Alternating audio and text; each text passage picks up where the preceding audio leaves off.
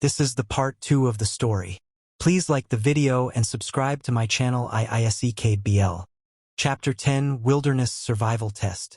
A few weeks later, we were assigned to the Wilderness Survival Test, held on an uninhabited planet called Viridia Prime. The rules were simple. Navigate through dense forest terrain using only old-fashioned paper maps and compasses. No digital devices, no GPS, no advanced navigation tools. The goal was to reach the extraction point on the other side of the continent within 72 hours, with points awarded for speed, efficiency, and ability to secure food, water, and shelter. For Kael, Cedric, and Lucius, this was completely unfamiliar territory. Used to starship navigation systems that could plot a course across galaxies in seconds, they stared at the plain paper maps and simple metal compasses like they were looking at alien artifacts. "Wait, how do you read this?" Kael asked, turning his map around and around, squinting at the lines and symbols like they were written in some ancient, impossible language. "There are just lines and dots. Where is north? Where is the destination?" Lucius held up his compass, tilting it this way and that, frowning in confusion. "The needle moves, but it doesn't point to anything clear. It just spins a little. What kind of broken equipment is this?" Cedric, usually so calm and analytical, was already flipping back and forth between different sections of the map, muttering to himself as if trying to solve a complex equation that had no answer. "The scale is confusing. The terrain markers are vague. According to my calculations, we should have reached the river by now, but we haven't seen anything matching the description." They stood there at the starting line, 3 powerful, highly intelligent alphas, completely lost and flustered, while the other students were already moving out, finding their way with little trouble.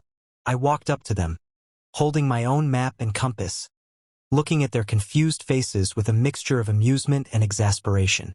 I reached out and tapped the compass gently with my finger, making the needle settle steadily to point in one direction.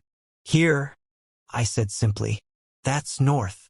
They all looked at the needle, then at me, then back at the needle. Oh, Kael said, sounding surprised. "That's it? It just points that way?" "Of course," I replied, shaking my head. "It's not rocket science. It's basic geography. Now look at the map. The thick green lines are dense forest, the light brown is open plains, and the blue lines are rivers. We need to follow this winding path through the hills, then cross over that small ridge, and we'll hit the main river by sunset." I spread the map out on a flat rock, marking the route with a pen. I pointed out natural landmarks, tall rock formations, clusters of ancient trees, and clear stream beds that would help us stay on track. They leaned in close, watching my hands move, listening to my instructions with absolute focus. You know how to read this?" Lucius asked, sounding amazed. "I was raised learning this kind of thing," I said casually, rolling up the map. "It's not difficult if you pay attention. Now come on. We're wasting daylight." We set off into the forest. While the 3 of them kept arguing over which direction was correct, pointing in 3 different directions and pulling each other back and forth, I walked ahead easily, moving with a natural grace that made me seem to glide over the rough ground. "Wait, I'm sure it's this way," Kael declared, pointing to the left. "No, look at the trees. The moss grows on the north side," Lucius argued, pointing to the right. "It's obvious. It's that way." "You're both wrong," Cedric said, stepping forward and pointing straight ahead. "The sun sets in the west. Therefore, west is behind us, so north is forward. It is basic logic." They began to bicker loudly, shoving each other playfully but insistently, each one convinced they were right, while I walked a few steps ahead, stopping every now and then to wait for them. When they finally noticed I wasn't with them anymore, they stopped arguing and looked around, realizing they had walked in circles. "Elias," Kael called out, sounding sheepish. Where did you go?" I turned around, standing with my hands on my hips, and walked back to them. I picked up the map I had left on the rock, walked up to each of them in turn, and gently but firmly bopped them on the top of the head with the flat side of the paper. "Ow!" Kael yelped, rubbing his head. "What was that for?" "For being idiots," I said flatly. Can't even agree on which way is up, and you're supposed to be the best of the best. Look at the terrain. Look at the way the land slopes. Use your eyes, not just your mouths. I took their hands, one by one, and guided them along the correct path. Watch where you put your feet. Feel the ground. Notice which trees grow where. Listen to the sound of the water. All these things tell you where you are. You don't need fancy machines if you know how to observe. Within minutes, we reached the clear river I had predicted. While they stood there staring at the flowing water in awe, I found a dry, sheltered spot between large boulders and gathered dry twigs and branches. Now, we need fire, I said, arranging the materials in a small pile. It's getting cold, and we need to cook food and keep warm. Kael, Cedric, and Lucius gathered around, watching closely, ready to do anything I said. How do we make it? Kael asked. We have the flint and steel, right? But how does it work? I showed them the proper way to strike the flint, positioning the pieces correctly and applying steady pressure. In seconds, small sparks flew and caught the tinder, growing into a steady, warm flame. They all stared at the fire like it was a miracle. How did you do that? Lucius asked, eyes wide. It lit so fast. I know what kind of material catches fire easily, I explained, sitting down and stretching out my hands to warm them. It's all about knowing your environment. Just like fighting, just like strategy, just like everything else. You have to understand how things work, not just rely on what technology tells you. Throughout the journey, they watched me in awe, while they struggled to find food, fumbling with traps, catching nothing, or trying to eat things that were clearly not safe. I would spot edible berries or roots easily, knowing which plants were good and which were dangerous. When we needed to cross a shallow stream, I found the safest path, stepping carefully to avoid slippery rocks and deep holes. By the time we reached the extraction point, we were well-rested, well-fed, and on track to arrive well within the time limit. Many other groups were still lost, cold, and hungry, taking hours longer to reach the same spot. As we waited for the transport to pick us up, the three alphas sat around the fire, looking at me with nothing but admiration and wonder. You're amazing, Kael said, leaning forward, his voice full of respect. Everything you do, you just know how it works. It's like you were born knowing all this. It's just experience, I said, though I felt a warm glow inside at his words. Not just experience, Cedric added, his purple eyes soft and serious. It's talent, instinct, and authority. You don't just know what to do. You make it look like it's the only thing that could ever be done. Lucius smiled, reaching out to brush a strand of hair from my face, his touch gentle and reverent. We were so worried we'd get lost or fail. But with you here, I knew we'd be fine. No matter where we are, as long as you're leading the way, we can go anywhere. I looked at them, strong, capable, and completely dependent on my guidance, and I couldn't help but smile. They had come into this thinking they knew everything, thinking their strength and status made them superior. But now they understood. They understood that true power wasn't just about force or title. It was about knowledge, wisdom, and knowing how to use everything around you. I stood up, brushing dirt off my clothes, and looked at them. Come on, I said, turning toward the sound of the approaching ship. Let's go home. And next time, try to pay attention when I point out which way is north. You're supposed to be learning from me. Remember? They jumped up immediately, falling into step beside me, walking close so they could stay near me, looking happier and more devoted than ever. We will, Kael promised, walking just a little bit faster so he could be right next to me. We'll learn everything you know. Every single thing. Whatever you teach us, Lucius added. We'll memorize it, practice it, be the best at it, just to make you proud. Cedric walked on my other side, matching my pace perfectly. We want to be worthy of your guidance, worthy of being by your side. I chuckled, shaking my head, but I felt my heart lighten. They were learning, growing, and changing, and every step of the way, I was happy to be the one leading them. Chapter 11, Total Respect. Weeks passed after the survival test, and the change in Kael, Cedric, and Lucius was obvious to everyone around us. The arrogance that had once defined them was gone completely, replaced by a quiet humility and deep, genuine respect for me. They no longer looked at me as just an Omega student or someone to be ignored or underestimated. They saw me as their equal, their superior, and someone worthy of their complete devotion. It showed in everything they did. Everywhere we went, they moved like my personal guard, walking slightly ahead or beside me, always making sure the path was clear, always watching out for anything that might trouble me. And whenever we were together, they would compete gently but constantly, trying to prove they were worthy of my attention and approval. We were resting after a long training session, sitting on the grass near the main courtyard, drinking water and catching our breath. I had taken off my jacket, folding it neatly beside me, and was wiping a small smudge of dirt from my sleeve when they all began to move at once. "Here, let me get that for you," Kael said immediately, leaning forward and holding out his handkerchief. One of the finest quality, embroidered with his family's crest, though he had used it only once before and had treated it like treasure. Before I could even respond, Lucius was already reaching into his bag, pulling out a small, chilled bottle of fruit juice and a delicate crystal cup. "You must be thirsty after all that exercise. I brought this specially. It's your favorite flavor," I remembered. And right beside him, Cedric had already opened a small medical kit, taking out a small tube of soothing balm and stepping closer, his expression serious and caring. "You have a small scrape on your wrist. It needs to be cleaned and treated properly, otherwise it might get infected. Let me do it."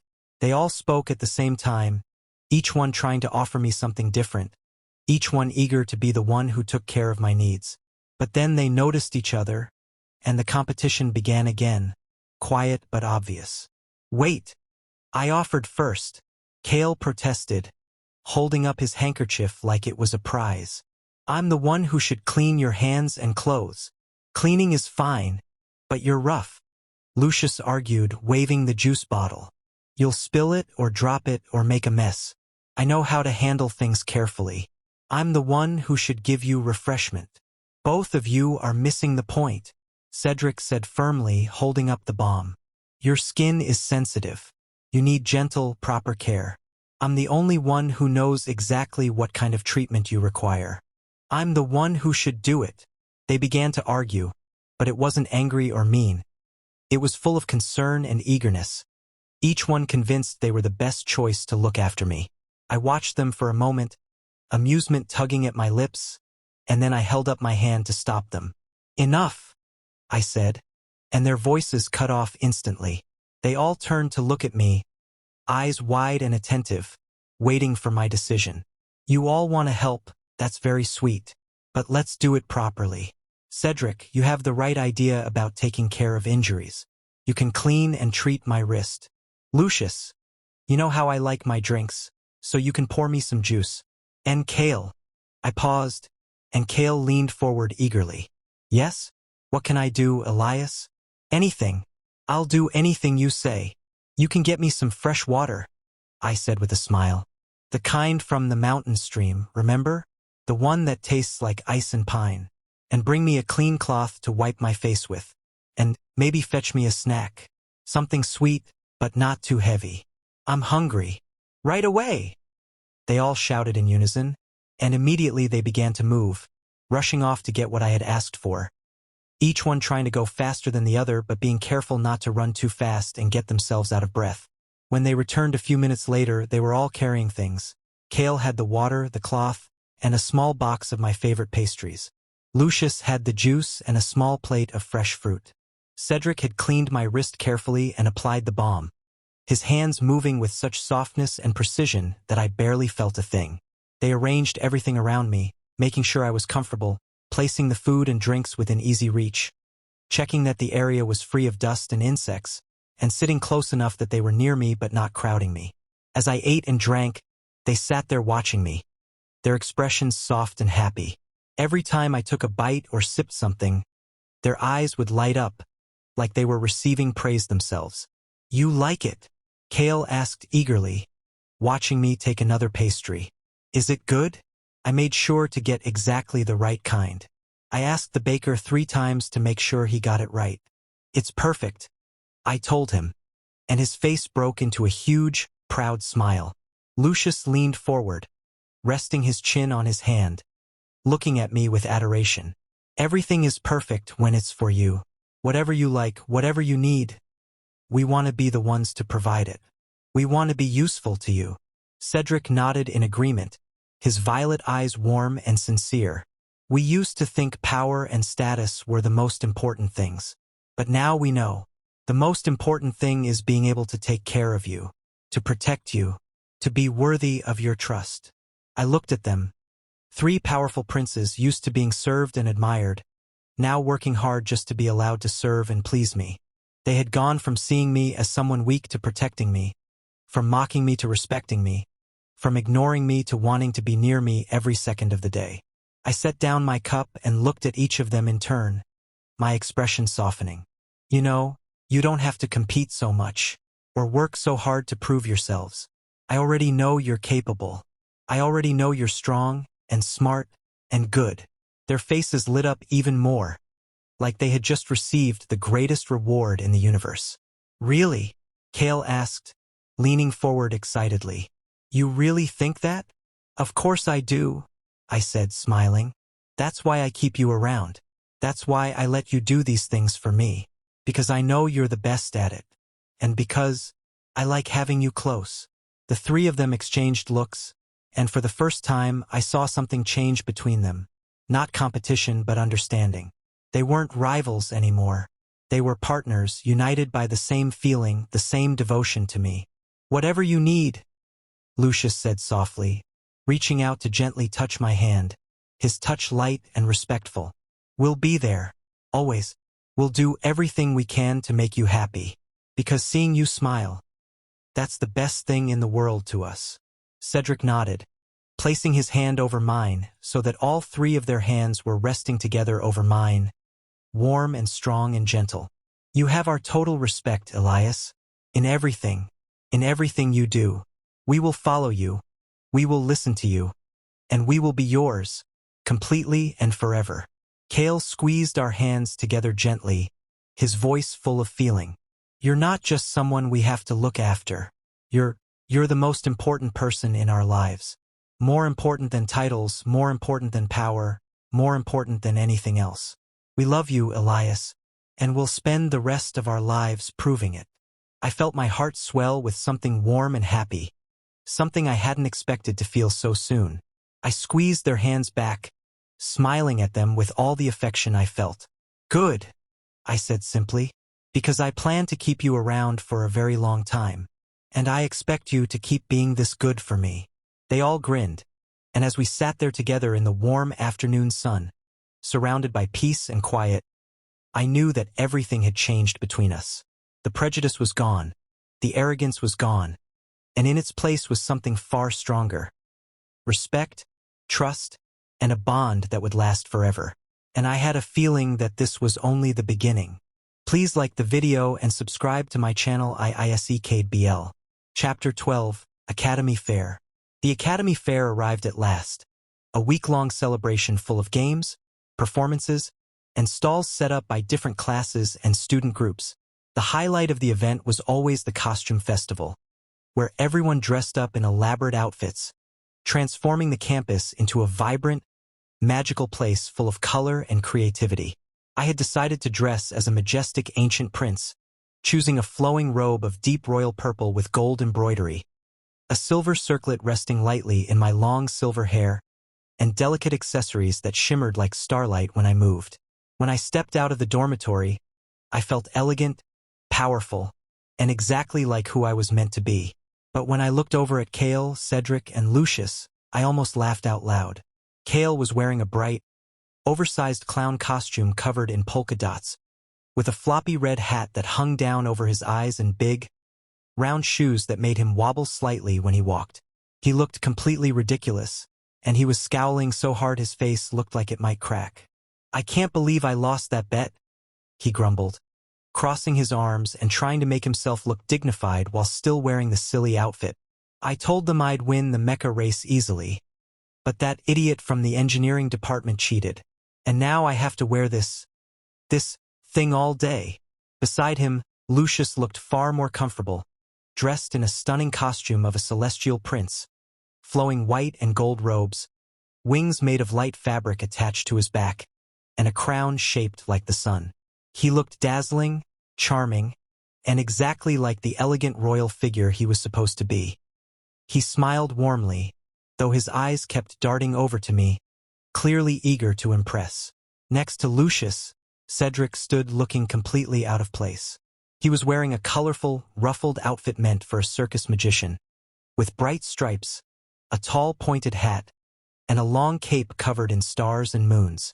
He looked serious and stoic as always, but the bright colors and silly design made him look like a giant, serious bird dressed up for a party. He adjusted his hat nervously, looking a little awkward and unsure of himself. "You look interesting," I said, trying to keep my face straight so I wouldn't laugh at them. Kael groaned, his face turning even redder under the paint he had been forced to wear. "Don't remind me. Everyone is already staring. They keep pointing and laughing. I hate this. I look like a walking joke." "You look cute," I said, and his face went bright red instantly, all his grumbling forgotten. Lucius stepped forward, smiling his most charming smile, though his eyes were soft and adoring. "You look absolutely breathtaking, Elias, like something out of an ancient legend. You shine brighter than all the lights here." Cedric nodded, his usual calm demeanor returning slightly, though he still looked a little uncomfortable in his costume. "You look magnificent. The outfit suits you perfectly. It fits your status." "Thank you," I said, smiling at them. "Now come on. Let's go enjoy the fair. And try not to trip over those big shoes, Kael. I'd hate for you to break something, or yourself." We walked through the festival grounds, and it was clear that the three of them were determined to impress me, even in their ridiculous outfits. Kael tried his best to be impressive, but his costume worked against him. He tried to show off his strength by lifting heavy things for other students, but his big shoes made him unstable, and he ended up tripping over his own feet more than once, nearly knocking over a whole table of decorations. When he tried to play games to win prizes for me, he got so flustered trying to do well that he missed every single target, though he insisted it was all part of the act.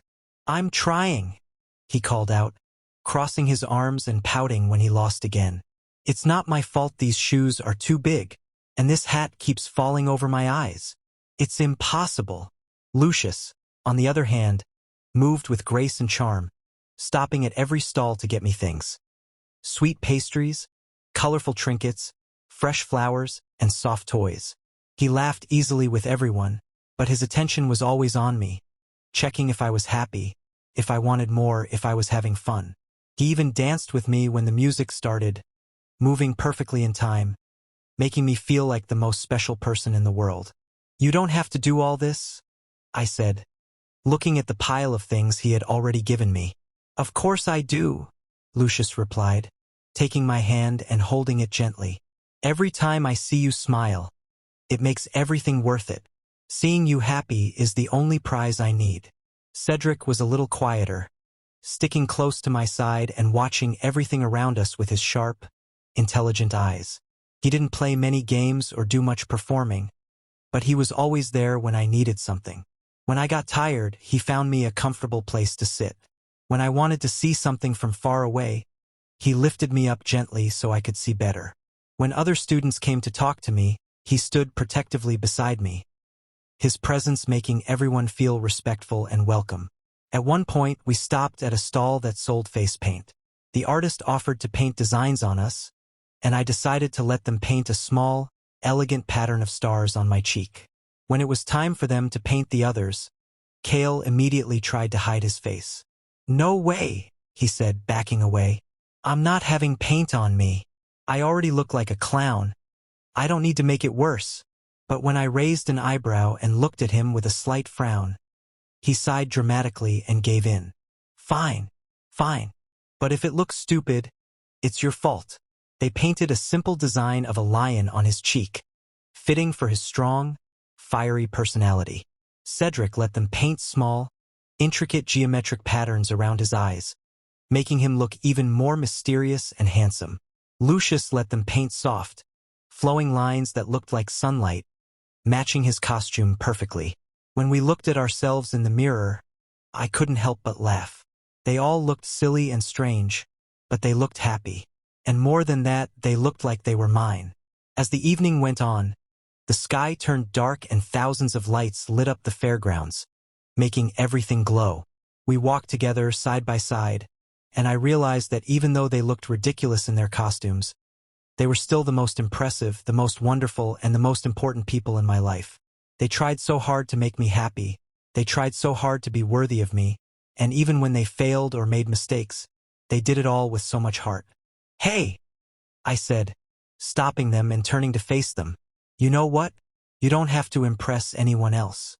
You don't have to look perfect or win games or be fancy. Just being here with me, that's more than enough. I like you exactly as you are. Even when you look like clowns or magicians or celestial princes, you're still you. And that's all I want." They all stopped, looking at me with wide, warm eyes, and then they smiled big, genuine, happy smiles that lit up their whole faces. "We're glad," Kael said, scratching the back of his neck and grinning, "because I think I'd look pretty stupid in anything else. And besides, if you like me like this, then this is the best outfit I could ever wear." "It is," Lucius agreed, taking my hand and kissing the back of it gently. "Because it's for you." Cedric nodded, adjusting his hat and smiling softly. "It's perfect, just like everything that has to do with you." We stayed together for the rest of the night, enjoying the fair, laughing and talking, and I knew that no matter what happened, as long as we were together, everything would be fine. Chapter 13. The Ancient Relic. A few days after the fair, we went on a class field trip to the Interstellar History Museum, the most famous and prestigious museum in the entire sector, home to thousands of artifacts from ancient civilizations, rare relics, and treasures that had been preserved for thousands of years. Our class walked through the grand halls, looking at displays of old technology, weapons, art, and cultural objects from worlds across the galaxy. The guides told us stories of the civilizations that had come before and how they had shaped the universe we lived in today. We moved through room after room until we reached the section dedicated to the oldest, most legendary planets. There, in the center of a large, quiet hall, stood a display case containing an object wrapped in soft cloth, lit by gentle, colored lights. The guide's voice became soft and respectful as she spoke. "This is one of our most precious artifacts. It is an ancient power core, originating from the planet Vance, one of the oldest and most influential worlds in galactic history. It is said to hold energy and technology far beyond what we can understand today, and it has survived thousands of years without losing its power." She gestured to the display, and as we all stepped forward to look, I stopped in my tracks. The moment I got close enough to see it clearly, something strange happened. A low, soft hum began to vibrate through the air, coming from the relic itself. The lights around it began to glow brighter, shifting from soft white to a warm, golden color. The cloth covering it seemed to shimmer, as if it was being affected by energy that only I could feel. Everyone else stopped, looking around in confusion. "Is something wrong?" someone asked. "Why is it glowing like that?" The guide looked shocked, stepping closer. I've never seen it do this before. It's never reacted like this to anyone." I stood there, looking at the relic, and I felt nothing but casual curiosity. I reached out and tapped the glass of the display case gently, and the hum stopped instantly. The lights went back to normal, and the object became still and quiet again, like nothing had happened. "It's just a faulty piece of junk," I said with a shrug, stepping back. "Probably got old and broken. It doesn't do anything special. Probably just needs to be fixed or replaced." The guide stared at me, wide-eyed and speechless. But this is a national treasure. It's been studied by the best scientists and historians for decades. No one has ever been able to understand how it works, or why it exists." "Then they aren't looking hard enough," I said simply, turning away to look at the other exhibits. "It's just technology, even old technology. You just have to know how to read it." Behind me, I could feel 3 pairs of eyes burning into me. I didn't need to look back to know that Kael, Cedric, and Lucius were watching me closely, their minds working, connecting the dots they had been wondering about for weeks. They had seen my skill in strategy, in combat, in navigation, in survival. They had seen how easily I understood things that no one else could. And now, seeing that relic react only to me, and hearing me speak about it like it was something ordinary, they began to realize the truth that had been hiding in plain sight all along. He is not just an ordinary student. He is not just an Omega. He comes from somewhere far greater, far older, and far more powerful than any of them had ever imagined. They exchanged quiet glances, their expressions serious and thoughtful, but they said nothing to me right then. They just walked close beside me, watching me, thinking, and storing their new discovery away in their minds, waiting for the right time to understand it fully. The rest of the tour passed without any more strange incidents, but the atmosphere between us had shifted slightly. They were more observant now, more careful, and more curious than ever before. They treated me with even more respect, more care, and more secrecy, as if they had learned a secret that was too important to share with anyone else. Not even me, not yet. When we left the museum and walked back toward the academy grounds, Kael walked a little slower, falling into step beside me while Lucius and Cedric walked slightly ahead, keeping watch. "Elias," Kael said quietly, his voice low and serious. "About that relic, you said it was just old technology. But you didn't look at it like it was something rare or special. You looked at it like you knew exactly what it was. Like you were used to seeing things like that." I looked at him, smiling softly. "I grew up around things like that. Things older and more complex than that, even. It's nothing special. Just old family things." Kael's eyes widened slightly, and he nodded, as if he had just confirmed something he had suspected. "Family things? From Vance?" I didn't answer, just kept walking, letting the silence speak for me. And that was answer enough. Lucius and Cedric turned back when they heard our voices, and when they saw the look on Kael's face, they understood immediately. They exchanged a quick look, and then they all fell into place around me, walking closer, their expressions full of wonder and certainty. They didn't ask me any more questions that day. They didn't demand answers or try to force me to tell them everything. But I knew they would remember what they had seen, and I knew that one day they would understand the whole truth.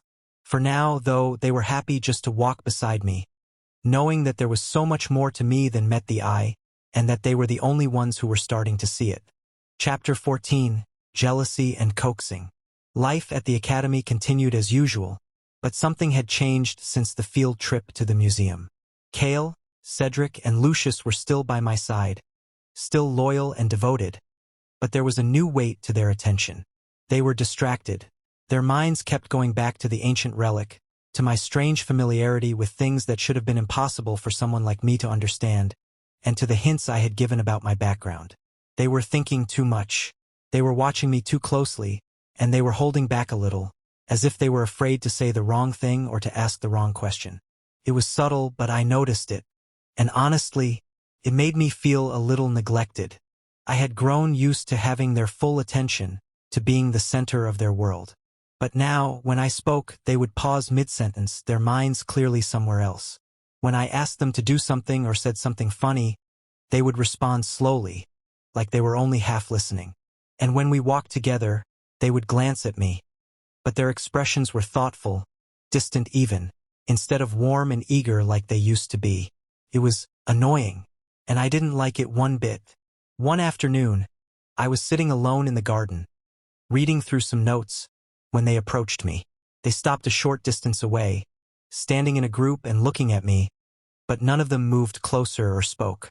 They were whispering quietly to each other, looking like they were having a serious discussion, completely ignoring me. That was the last straw. I closed my book with a sharp thud, crossed my arms over my chest, and turned my head away from them, pretending to be deeply interested in the flowers in front of me. I didn't look at them. I didn't say a word. I just sat there, stiff and silent, letting them know exactly how I felt. At first, they didn't notice. They kept talking quietly, pointing in my direction but not coming any closer. But after a few minutes, Kael glanced over and saw that I wasn't looking at them. He nudged Lucius, who nudged Cedric, and they all fell silent immediately. Elias! Kael called out softly, taking a small step forward. I didn't answer. I just stared straight ahead, my jaw set, looking as grumpy and unapproachable as I possibly could. Elias!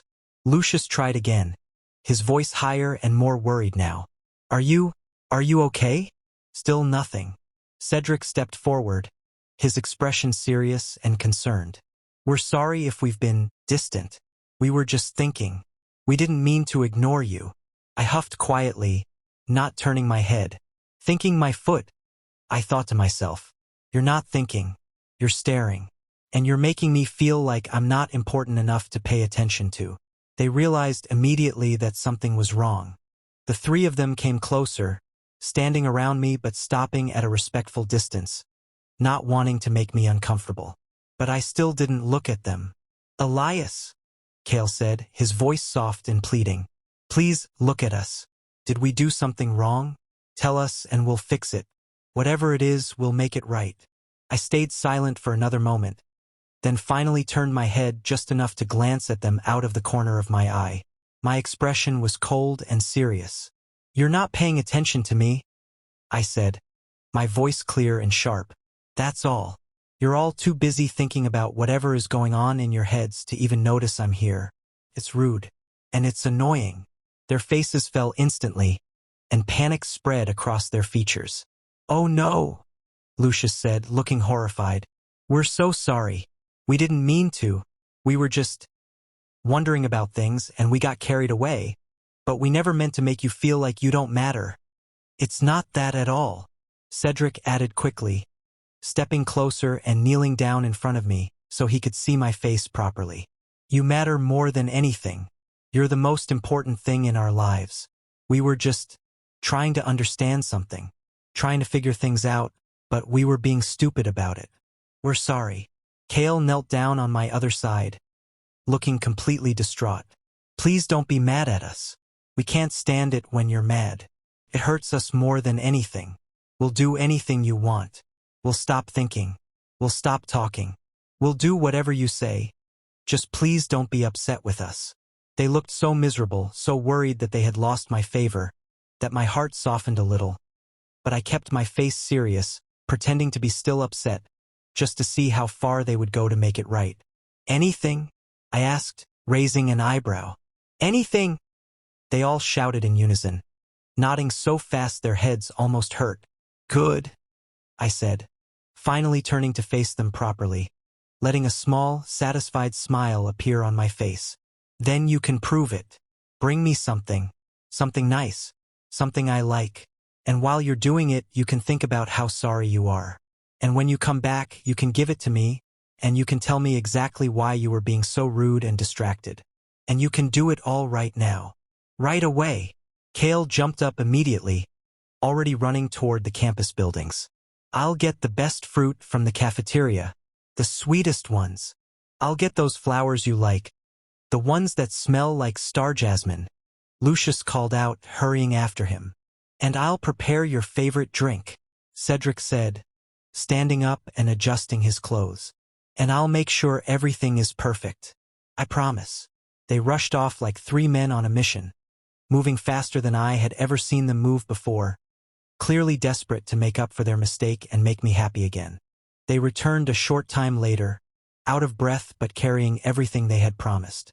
Kael had a basket full of fresh, ripe fruit. Lucius had a bouquet of beautiful flowers, their scent filling the whole garden. Cedric had a tray with a warm, sweet drink and some delicious pastries. They arranged everything carefully around me, making sure I was comfortable and that everything was exactly how I liked it. Then they sat down in front of me, looking at me with hopeful, apologetic eyes, waiting for me to speak. I picked up a piece of fruit, took a bite, and smiled. Good. Now, explain yourselves. They looked at each other, then back at me, and Kael spoke first, his voice sincere. We saw that relic, he said quietly, and we saw how you reacted. You didn't look at it like it was just a museum piece. You looked at it like you knew it, like you were familiar with it. And then you mentioned it was family things from Vance. We started wondering. We started thinking about who you really are, where you come from, and why you know so many things that no one else does. We didn't mean to ignore you. We were just trying to figure it out. We were being foolish.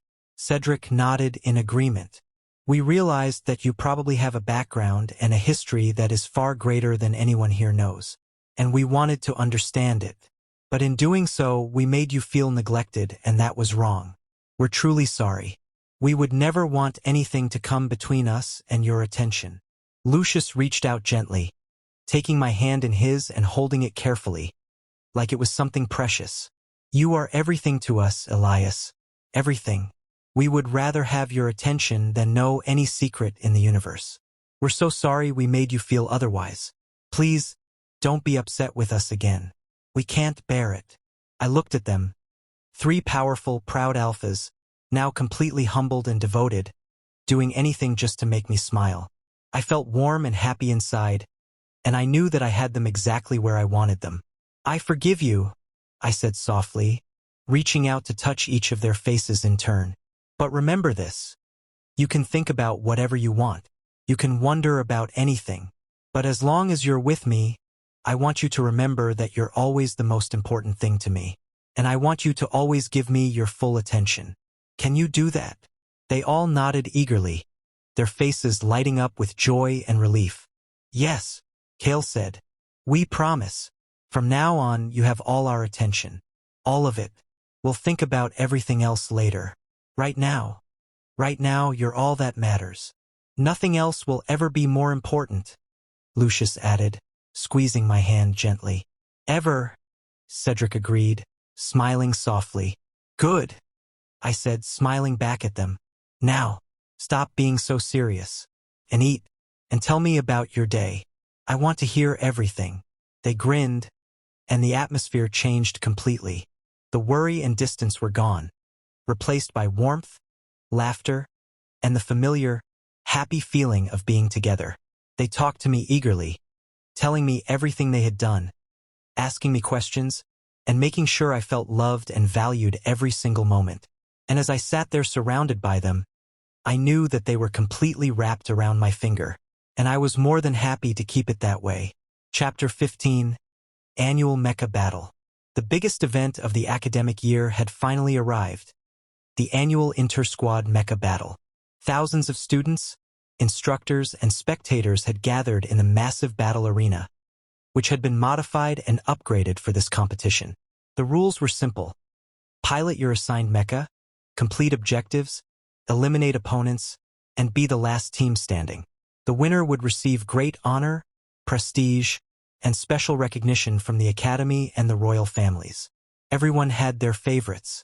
The top teams were expected to be led by Kael, Cedric, and Lucius, 3 of the most skilled pilots and strategists in the entire institution. But when the teams were announced, everyone was surprised to see that I had entered the competition as well. Elias? But he's an Omega. How can he pilot a mecha? He's never even been in one before.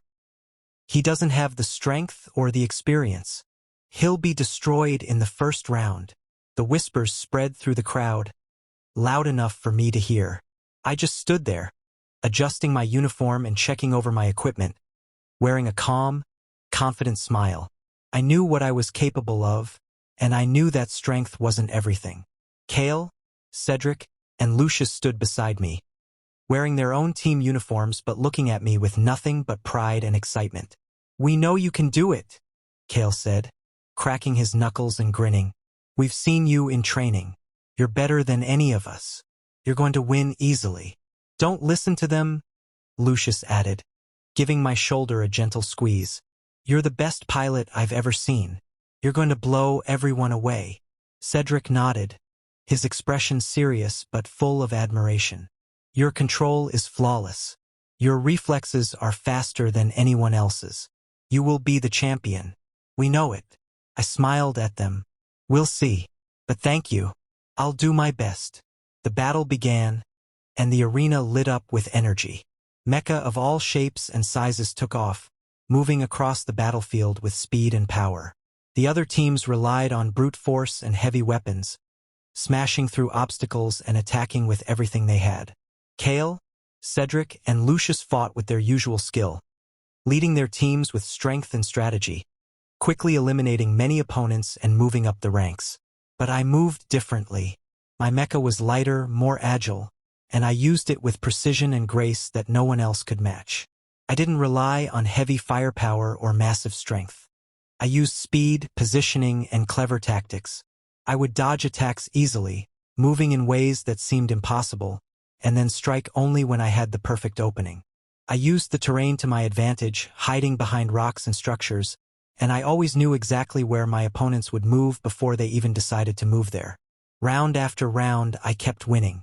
I took down stronger opponents, I completed objectives faster than anyone else, and I never took a single hit. The crowd fell silent, then began to cheer louder and louder as they realized what was happening. How is he doing that? He's avoiding every attack. He's like a shadow. He's too fast. No one can hit him. In the final round, only 4 teams remained, mine, and the teams led by Kael, Cedric, and Lucius. We were all to fight against each other, and the last one standing would be the winner. The 3 of us faced off against each other. The whole arena went quiet, everyone holding their breath to see what would happen. Kael attacked first, his mecha charging forward with incredible speed, firing powerful blasts. But I moved aside easily, dodging the attack and positioning myself behind him. "Nice try," I said calmly into the comms link, my voice clear and steady. "But you're predictable." Lucius moved in next, trying to flank me with precise, skillful movements. But I had already anticipated his move, and I shifted my position instantly, keeping myself out of reach while staying perfectly balanced and ready to strike. Cedric, the strategist, tried to set up a trap, calculating every possible path I could take. But I saw through his plan immediately, moving in a way that completely ruined his strategy, making his carefully laid plans useless. They fought with everything they had, using all their skill and experience, but no matter what they did, they couldn't touch me. And every time I moved, every time I attacked, I did it with such perfect control and such brilliant strategy that they were left in awe. Finally, after a few minutes of intense battle, the 3 of them stopped attacking and simply stood there, their mecha idle. They didn't try to hit me anymore. They just looked at me, and I could hear their voices coming through the comms links, full of wonder and admiration. "He's amazing," Kael said, his voice filled with respect. "I've never seen anyone pilot like that. It's like he's one with the machine." "He doesn't just control it," Lucius added softly. "He understands it. He understands everything. It's incredible." Cedric smiled, a proud, happy smile. "He's one. There's no way any of us can beat him. He's better than all of us combined." I stopped my mecha too, bringing it to a gentle halt in the center of the arena. The announcer's voice boomed across the stadium. "And the winner of the annual mecha battle is Elias Vance."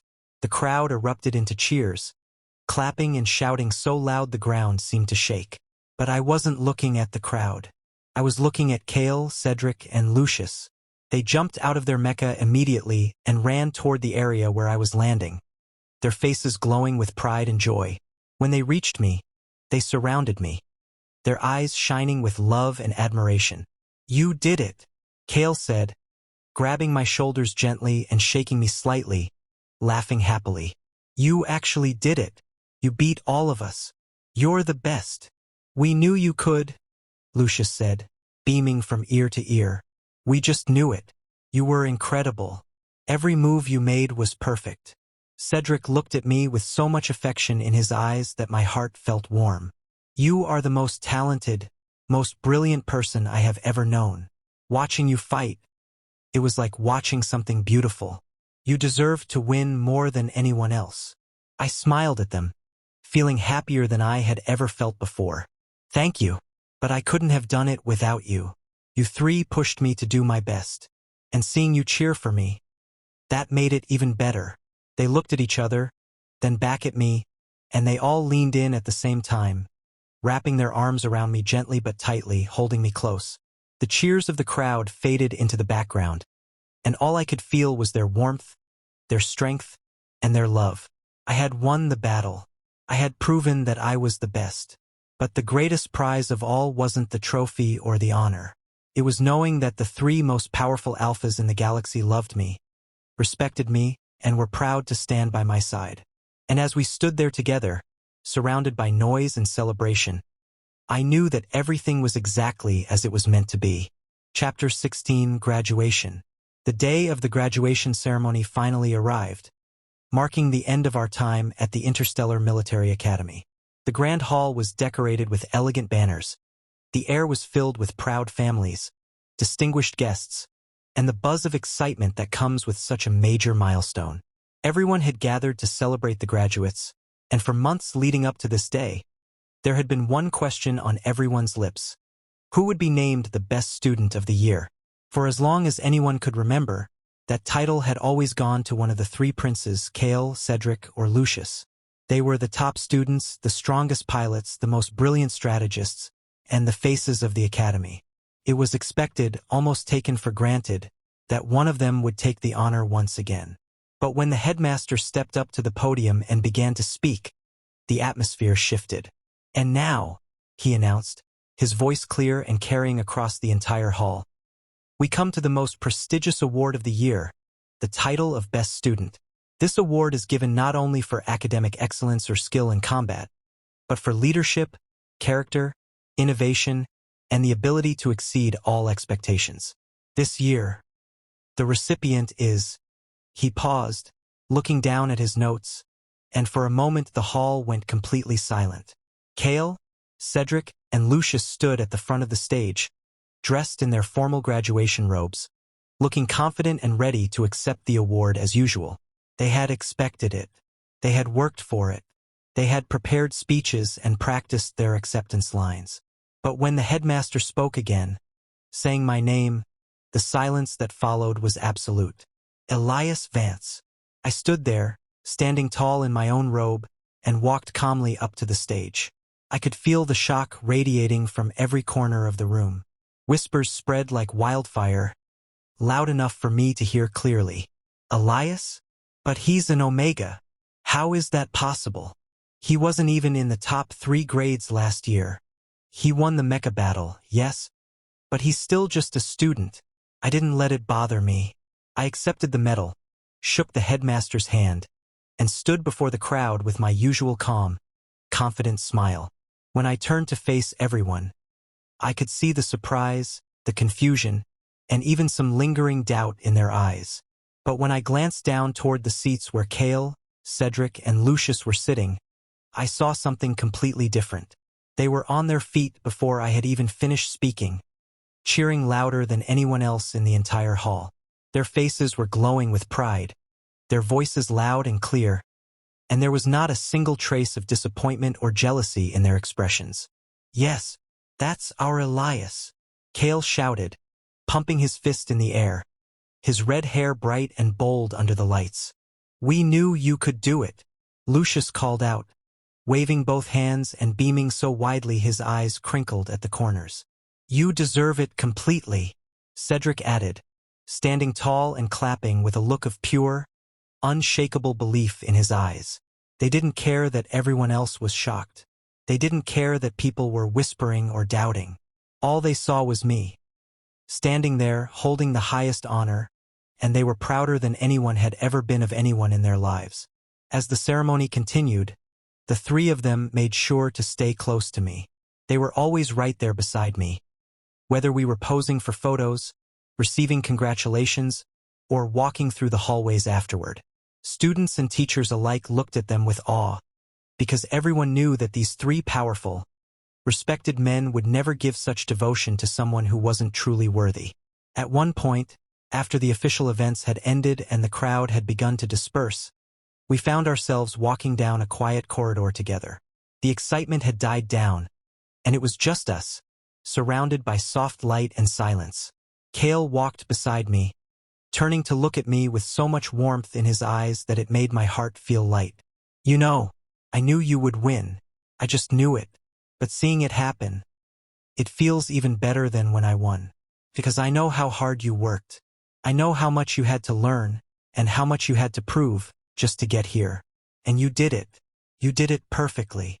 Lucius nodded, stepping forward gently to adjust the metal on my chest, making sure it was sitting just right. You are the most incredible person I have ever met. Not just because you're talented or smart, but because of who you are. You have this way of making everything look easy, even when it's the hardest thing in the world. And you make everyone around you better just by being there. Cedric walked on my other side, his expression soft and sincere. They say you changed everything here. You changed the way we fight, the way we think, and the way we see the world. You went from being someone everyone underestimated to being someone everyone looks up to. And we are the luckiest people in the entire universe because we get to be the ones who know you best and who get to stand beside you. I looked at them, and for the first time since we had met, I felt that familiar feeling in my chest. The warm, soft feeling that told me I didn't have to be strong or in charge all the time. I didn't have to be the one giving orders or proving myself. I could just be me. I smiled at them, and my voice was gentle when I spoke. You know, when I first came here, everyone thought I was weak. Everyone thought I didn't belong. And for a long time, I was happy to prove them wrong. I was happy to show them what I could do. But now, I don't need to prove anything to anyone anymore. Because I have you three, and you see me. You know who I really am. And that's enough. Their faces lit up, like they had just heard the most wonderful words they could ever imagine. Enough, Kael repeated, grinning. It's more than enough. It's everything. It's everything we ever wanted, Lucius added, taking my hand and holding it gently. Cedric nodded, his voice steady and full of love. We will never ask for anything more than this. Just you. Just being with you. That is more than we deserve. We walked on together, side by side, and I knew that our time as students was over, but something even better was just beginning. Chapter 17, Vulnerability and Confession. A few weeks after graduation, I came down with a sickness that hit me harder than anything I had ever experienced. As an Omega born into an ancient, noble lineage, my body was sensitive and connected to my biology in ways that most people could never understand. When I fell ill, it wasn't just a simple fever or cold. My body became weak, my head throbbed with pain, and I felt exhausted and aching all over, like every bone and muscle in my body was being pulled and twisted. I tried to keep going at first because I hated feeling helpless, but after only a few days I could barely get out of bed. I was pale, my silver hair was limp and dull, and I could barely eat or drink anything without feeling sick. When Kael, Cedric, and Lucius came to check on me, they found me lying there, looking small and fragile, and their hearts broke.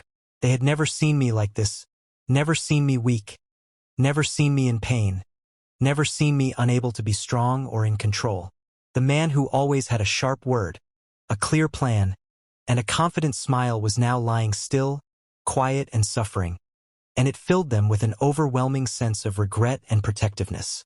They moved into my small apartment immediately, taking turns staying with me day and night, refusing to leave my side for even a moment.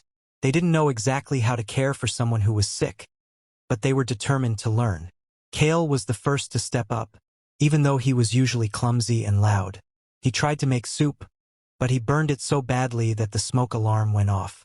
He tried to help me change my clothes, but his hands were too big and his movements were too rough, and he ended up feeling terrible about it.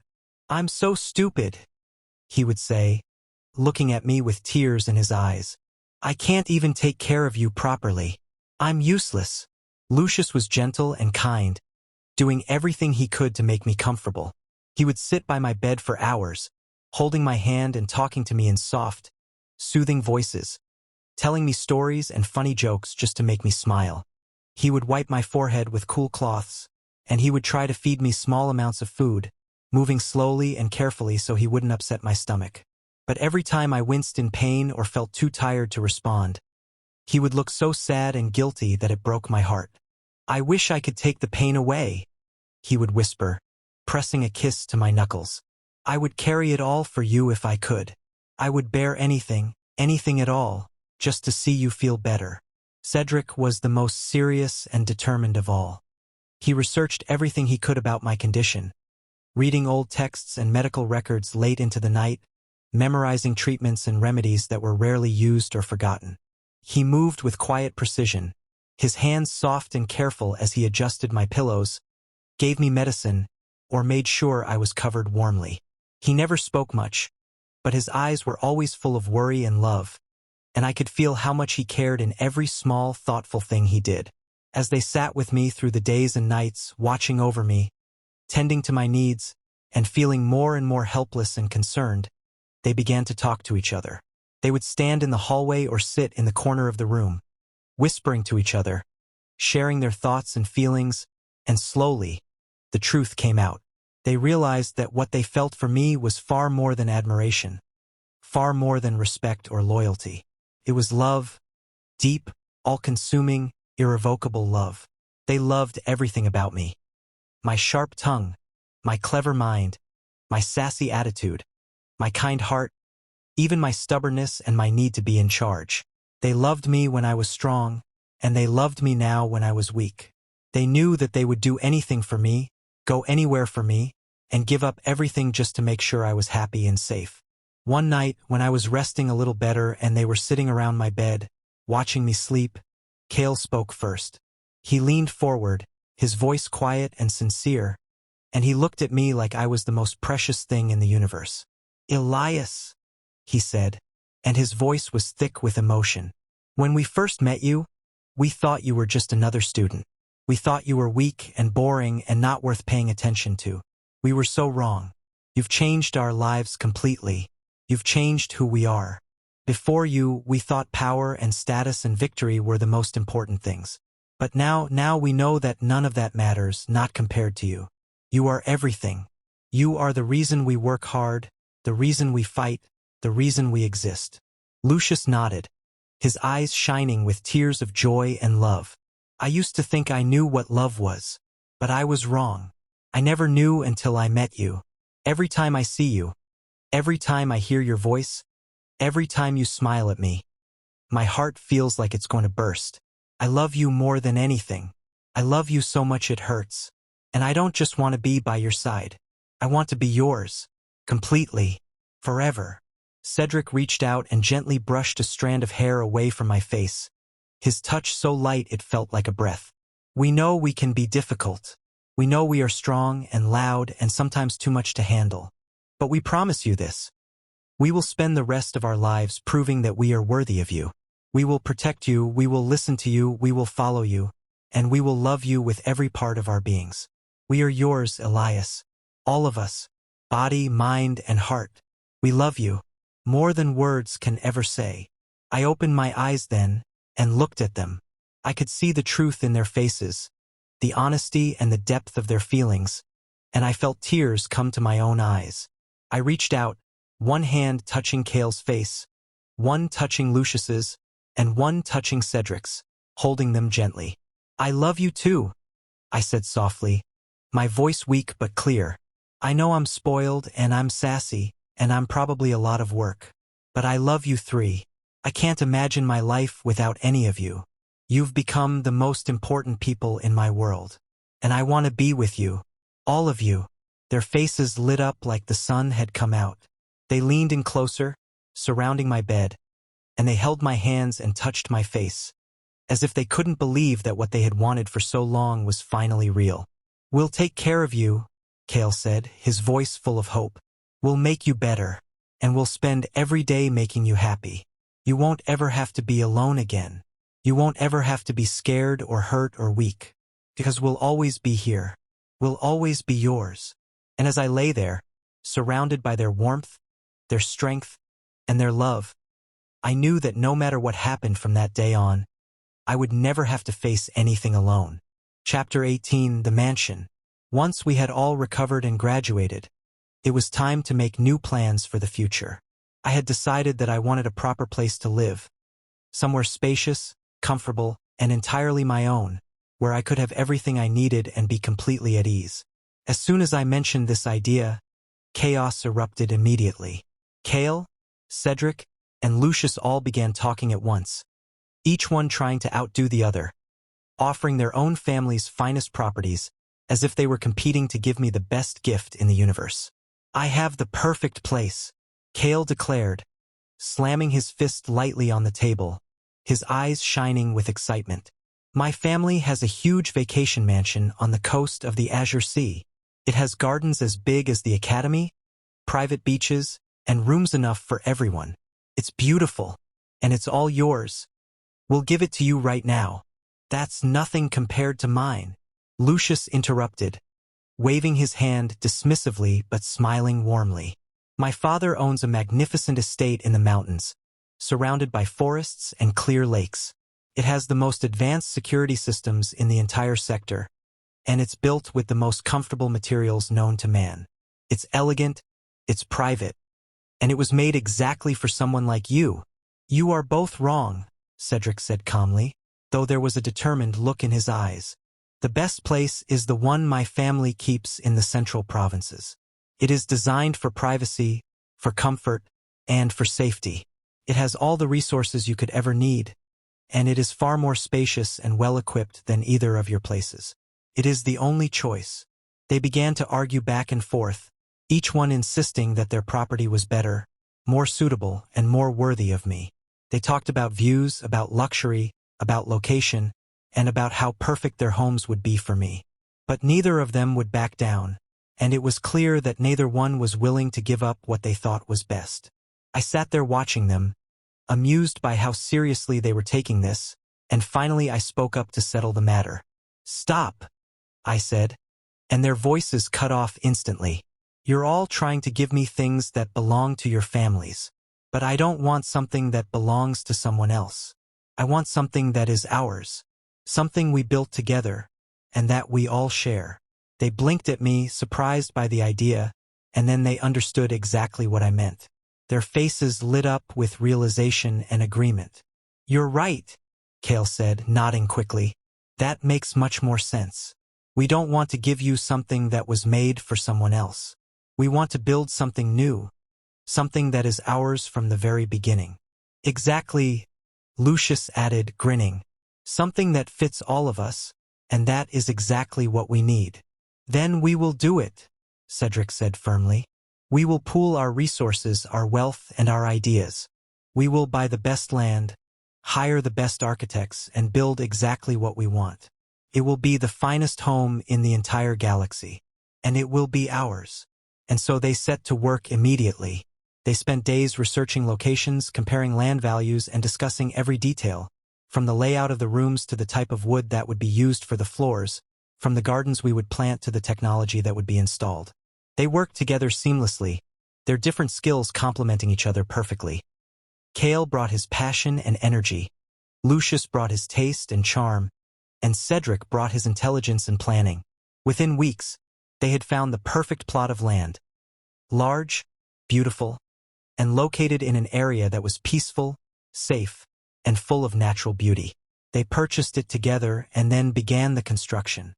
They visited the site every day, checking on progress, making adjustments, and arguing good-naturedly about small details.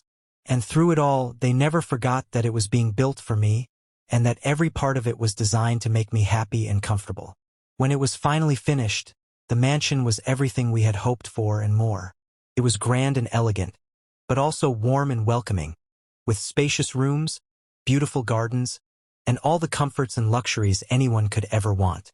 It had enough space for all of us, and more, and it felt like a home the moment we stepped inside. On the day we moved in, they stood beside me, looking around with proud, expectant faces, waiting for my opinion. I walked through every room, touching the walls, looking out the windows, and noticing all the little details they had added. Things they knew I liked, things that suited my tastes and preferences. When I had seen everything, I turned to them and smiled.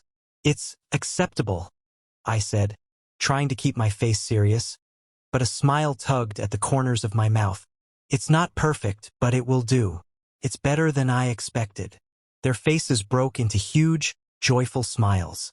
They had been worried that I wouldn't like it, or that it wasn't good enough, but my words were the best praise they could have received. "Acceptable is wonderful," Kael laughed, clapping his hands together. "That means you like it. We did good, didn't we?" "We did amazing," Lucius said, his eyes soft and bright with love. "We built it for you, and knowing that you like it, That makes it perfect. Cedric nodded, looking around with satisfaction. We wanted to create a place where you can be yourself, where you can be happy and safe, and where we can all be together. We succeeded. It is exactly what we wanted. That evening, as the sun set and the mansion was lit up with soft lights, we stood together in the main hall, surrounded by all the things we had built and all the love we shared. We had started as strangers, then as rivals, then as followers, and now we were a family. United, devoted, and bound together by something stronger than anything else in the universe. Chapter 19, Reward and Kisses. The next few days were spent settling into our new home. I walked through the halls, checking the decorations, arranging things exactly how I liked them, and making sure everything was just right. The three of them followed me everywhere, eager to help, eager to please, and always watching me to see what I needed or wanted next. As I moved through the rooms, I would make small comments. Things like, "This color is a little too bright. Maybe we should dim it," or "This corner would look better with a few more plants," or "I think we should move the furniture over here, so there's more space." And every time I said something, they would rush to do it immediately, nodding and agreeing, happy to follow even the smallest of my instructions. After a long afternoon of arranging and organizing, I stood in the center of the large living room, looking around at how beautiful and comfortable everything was. I had said it was acceptable, but the truth was, I loved it more than I could say. They had put so much effort, so much thought, and so much love into every part of it, and it showed. I turned to look at them, and they stood there waiting, looking at me with hopeful, adoring eyes, wondering if there was anything else I wanted, or if I was happy. "You know," I said, smiling softly at them, "you've done very well. This place is wonderful. You've worked so hard, and you've paid so much attention to every little detail. I'm pleased." Their faces lit up like stars, and they all straightened their backs, looking proud and happy. "We're so glad," Kael said, grinning from ear to ear. "We just wanted to make you happy. That's all that matters." "You deserve to have everything perfect," Lucius added, his voice warm and gentle. "You deserve the best of everything." Cedric nodded, his expression softening into a smile. "We would do anything, give anything, just to see you happy. And seeing you like this, it makes all the work worth it." I looked at them, feeling that warm, happy feeling in my chest that I had come to associate with being around them. I had given them orders, I had teased them, I had tested them, and now they had proven again and again that they would do anything for me. I wanted to give them something in return. Something small, but something that would show them how much I appreciated them, and how much I loved them. I stepped closer to each of them in turn, reaching up to touch their faces, my fingers brushing gently over their skin. "As a reward," I said softly, "for working so hard, and for being so good, I will give you each something you want." They looked at me, their eyes wide and bright with anticipation, waiting to see what I would do. First, I turned to Kael. I stood on my toes, and I pressed a soft, gentle kiss to his warm cheek. It was light, but it was full of feeling, and I could feel his skin warm up instantly under my lips. Then I turned to Lucius, and I gave him the same sweet, soft kiss on his other cheek. His breath caught in his throat, and he stood completely still, looking at me like he couldn't believe what had just happened. And finally, I turned to Cedric, and I gave him the same gentle kiss on his cheek, right where his skin was smooth and warm. I stepped back, smiling at them, waiting to see their reaction. For a moment, there was complete silence.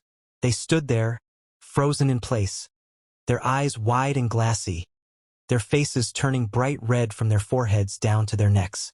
They looked completely stunned, completely disoriented, like they had just been hit by something wonderful and unexpected. Then the reaction started. Kael was the first to move. He reached up slowly, touching his cheek where I had kissed him, his fingers trembling slightly. His face was so red it looked like it might burn, and he was staring at me with eyes that were half dazed, half overjoyed. "Elias?" he whispered, his voice sounding strange, like it was coming from far away. You kissed me." His legs felt weak, and he stumbled a little, nearly bumping into the table beside him. He stood there for a few seconds, swaying slightly. Then he let out a shaky laugh, covering his mouth with his hand. Oh my stars! Oh my goodness! I can't feel my face or my legs. I'm so happy. Lucius was standing right next to him, and he wasn't doing much better. He was smiling so wide his cheeks hurt, and he was looking at me like I was the most beautiful thing he had ever seen. He kept touching his own cheek, where my lips had been, and he kept repeating softly, "You kissed me. You actually kissed me." He tried to say something else, but his mind seemed to be too full of happiness to form words properly. He took a step forward, then stopped, then took another step, and ended up walking straight into the edge of the sofa. He didn't even seem to notice, just standing there rubbing his arm and smiling like an idiot. Cedric was the quietest, but his reaction was just as intense. His usually calm, steady expression was completely gone, replaced by a look of pure wonder and joy.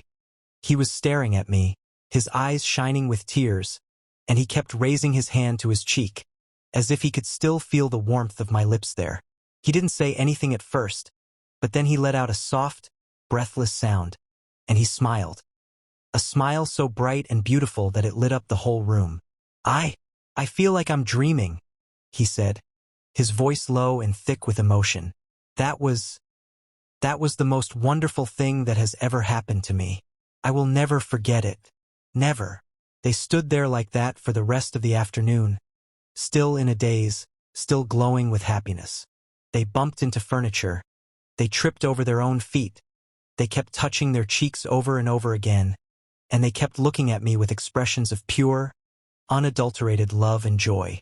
I laughed softly, watching them, feeling warm and satisfied. "I see," I said, smiling. "A simple kiss is enough to make you act like this?" Kael looked at me, still looking dazed but grinning so wide his face hurt. "It's not just a kiss," he said, shaking his head slowly. It's everything. It's the whole universe. I could walk into a wall 1,000 times and I wouldn't even notice, because I'm too happy. You have no idea what that means to us. We would do anything," Lucius added, his voice soft and full of feeling. "Anything at all just to get to feel that again. Just to be close to you. Just to have you touch us like that." Cedric nodded, his eyes never leaving my face. "You have given us more than we ever deserved. More than we ever could have hoped for. And we will spend the rest of our lives making sure you never regret it." I walked up to them again, reaching out to take each of their hands in mine, holding them gently. "Good," I said, smiling at them, "because I plan to give you many more rewards, and many more kisses, so you'd better get used to it." Their faces lit up even brighter, and they leaned in closer, surrounding me with their warmth and love, knowing that this was just the beginning of everything beautiful that was waiting for us. Please like the video and subscribe to my channel isekai'd. Chapter 20. The Threat Returns. Life in the new mansion had settled into a peaceful, comfortable rhythm. We spent our days enjoying each other's company, training, and handling the small matters that came our way. And for a while, it felt like nothing could disturb our happiness. But that calm was shattered one evening when urgent messages began to flood in, all addressed to Kael, Cedric, and Lucius. We were gathered in the large study room, going over some reports and plans, when the communication devices on the desk suddenly lit up with flashing red lights and sharp, warning tones. One after another, screens activated, displaying serious faces and urgent messages from high-ranking officials and military commanders across the Star Alliance. Kael picked up his device first, his expression turning immediately grim. He read through the information quickly, then passed it to Lucius, who did the same before handing it to Cedric. The cheerful atmosphere in the room vanished completely, replaced by a heavy, tense silence. "Look at this," Kael said, his voice low and serious. "There's unusual movement along the borders of the Zerg territories. Ships are being deployed, resource lines are being moved, and activity levels are higher than they've been since the last war." Lucius frowned, scrolling through more detailed data. "The intelligence reports say it's not just small scouting groups. It looks like they're preparing for something much bigger. Patterns show they're gathering forces, organizing them into large fleets, and moving supplies and equipment in ways that suggest they're planning a full-scale invasion. Cedric nodded, his eyes scanning through the technical details with his usual sharp attention. And the worst part? The size of the force they're building is unprecedented. From what we can gather, it's far larger than anything they've ever assembled before. It looks like they're planning to invade every civilized star system at once. I leaned forward, listening closely, my expression becoming serious. So, the Zerg Queen is behind this, isn't she? All three of them looked at me, and Kael nodded slowly. The reports strongly suggest it. She's the one who controls them, and she's always been the mastermind behind their attacks. She's been gathering strength for years, and now it looks like she's finally ready to strike. This is going to be worse than anything we've faced before. They explained the situation in detail, how the last major war had ended only 3 years ago, leaving many worlds damaged, resources stretched thin, and military fleets still in the process of being repaired and rebuilt. The Alliance had been working to recover and strengthen itself, but now it seemed all that progress was about to be tested to the limit. If they attack, Lucius said, his voice heavy with concern, we might not be ready. Our forces are divided, our equipment is aging, and morale is still recovering from the last conflict. We might not be able to defend everyone. We might not be able to win. Cedric added, many leaders are already saying that we should prepare for the worst. They think we should focus on protecting our own borders and hope we can hold on until we can get stronger. But that's only buying time. If we don't stop her now, she'll only grow stronger, and the next war will be even more devastating. The room fell silent again, filled with the weight of what they were saying.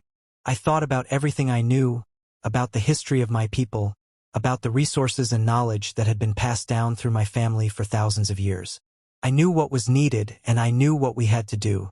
I stood up, walking over to stand beside them, and placed my hand lightly on the back of each of their chairs. Then we don't just defend, I said firmly, my voice clear and steady, carrying all the authority that came with my lineage. We don't just hold on. We go to them. We stop the threat before it can reach our worlds. And we make sure it never happens again. They looked at me, surprised but listening closely, and Kael asked, but how? We don't have enough ships, enough weapons, or enough resources. And if we try to attack, we'll be outnumbered and outmatched. We have something they don't, I told them, looking each of them in the eye. We have technology, knowledge, and resources that have been preserved and developed for thousands of years. My family has guarded the secrets of power, weapons, and energy sources that no one else in the galaxy even knows exist. We have the means to build stronger ships, create more powerful weapons, and supply every world that needs help. And we have the ability to end this threat once and for all. They stared at me, realizing immediately what I was implying. They had suspected my background was greater than I had let on. But now they understood the truth behind my words. You mean, Lucius began, his voice soft with realization, your family, the Vance planet. You're saying you have the power to change everything? I am, I said simply. And I'm saying we don't have time to wait. We need to act now. We need to show the Alliance what we can do, and we need to stop this invasion before it even begins. Chapter 21. Revealing the Crown. The next day, a special emergency meeting of the entire Star Alliance Council was called. Leaders from every planet, every kingdom, and every nation gathered in the Grand Council chamber, all looking worried and uncertain.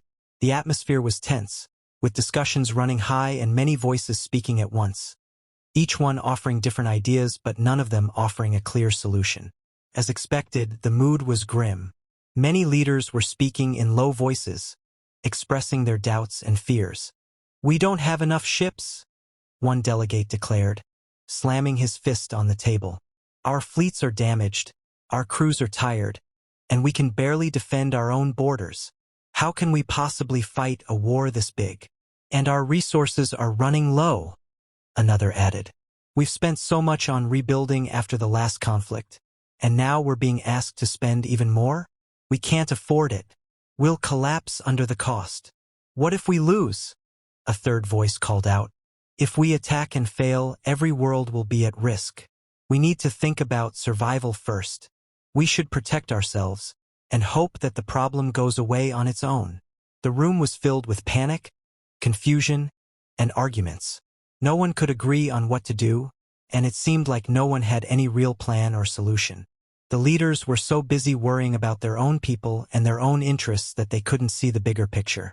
Just as the arguments were reaching their loudest point, the doors at the front of the chamber opened. Everyone turned to look, expecting to see another delegate or a military commander.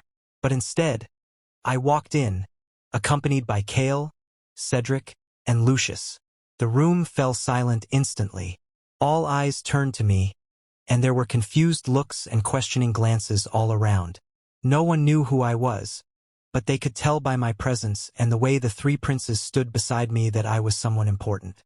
I walked slowly to the front of the chamber, stopping in front of the large central platform where the highest leaders sat. I stood tall, my silver hair shining softly under the lights, and I looked out at all the people gathered there. My voice was clear, calm, and strong when I spoke, and it carried through the entire room so everyone could hear me perfectly.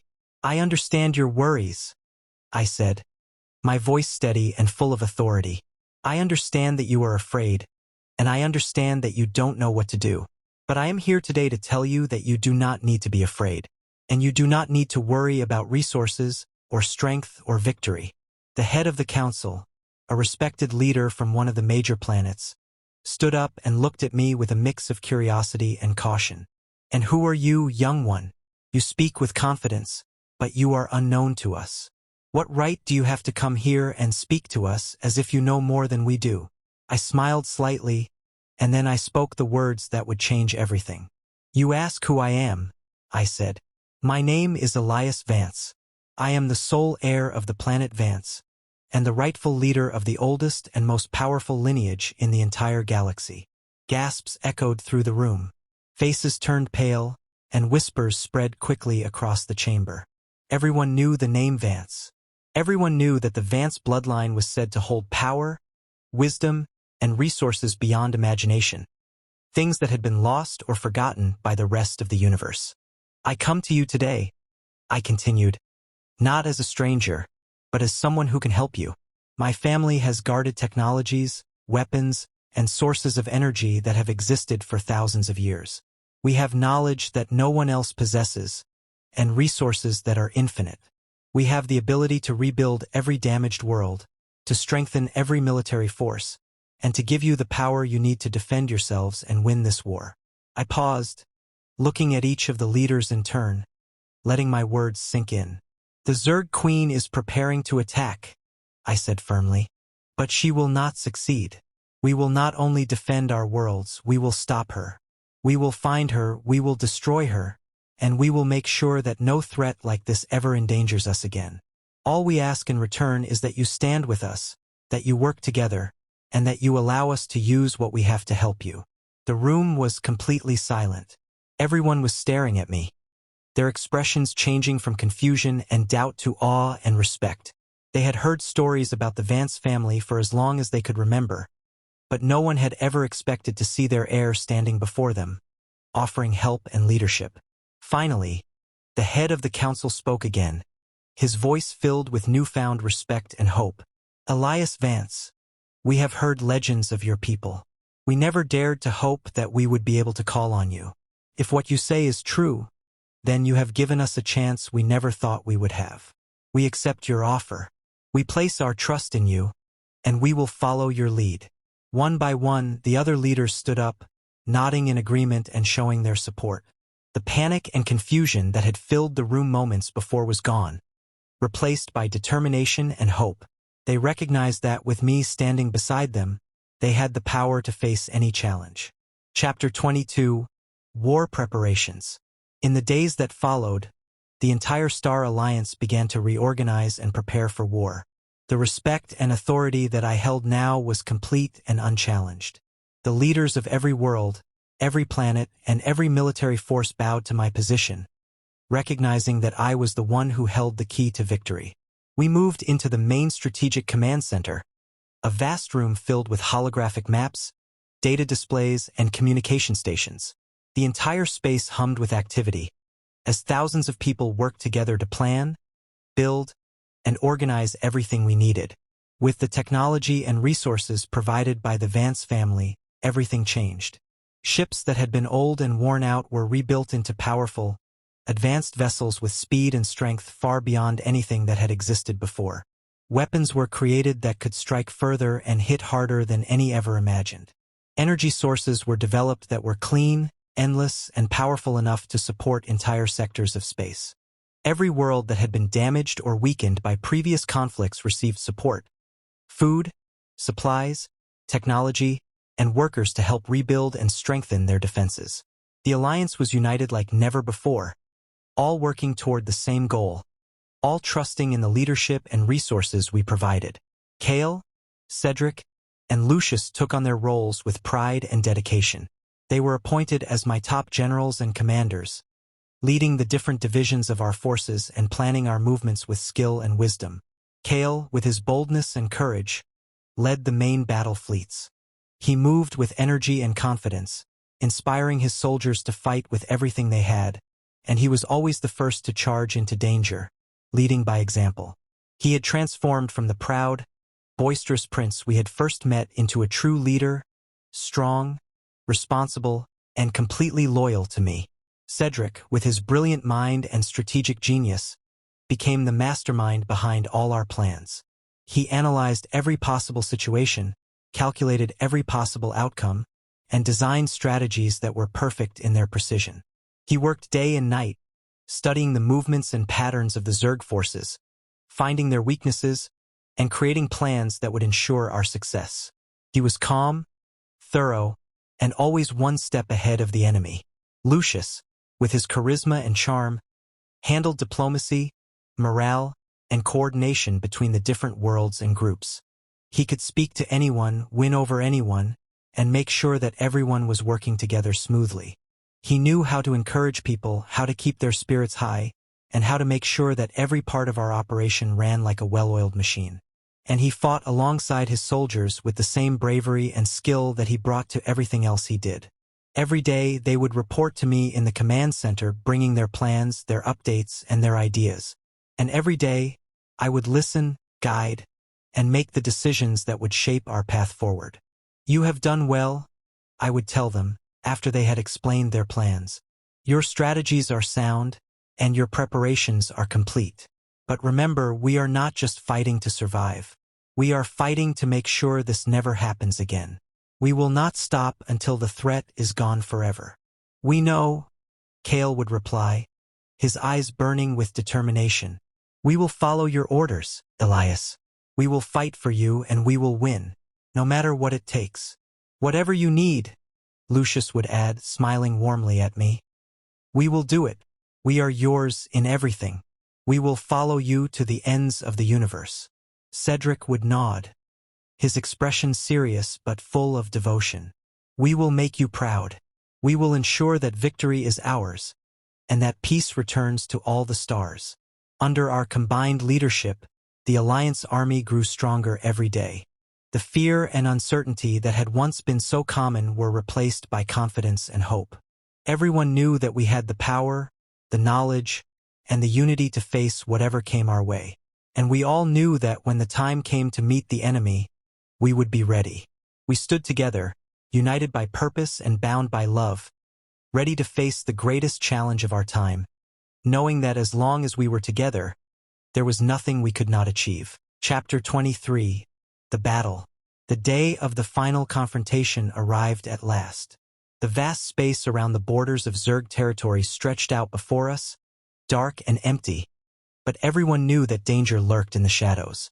The fleets of the Star Alliance and the forces from Vance stood ready, arranged in perfect formation, waiting for the enemy to appear. We had been preparing for weeks, but no one could have predicted exactly how fierce the battle would be. As soon as the first enemy ships came into view, the sky filled with movement, light, and destruction.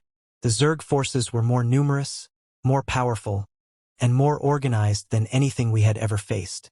Waves after waves of their ships charged forward, attacking with incredible speed and force, and the explosions lit up the darkness like a storm of deadly fire. The war lasted for 7 long, intense days. Every moment was filled with action, with fighting, and with the constant sound of blasts and warnings.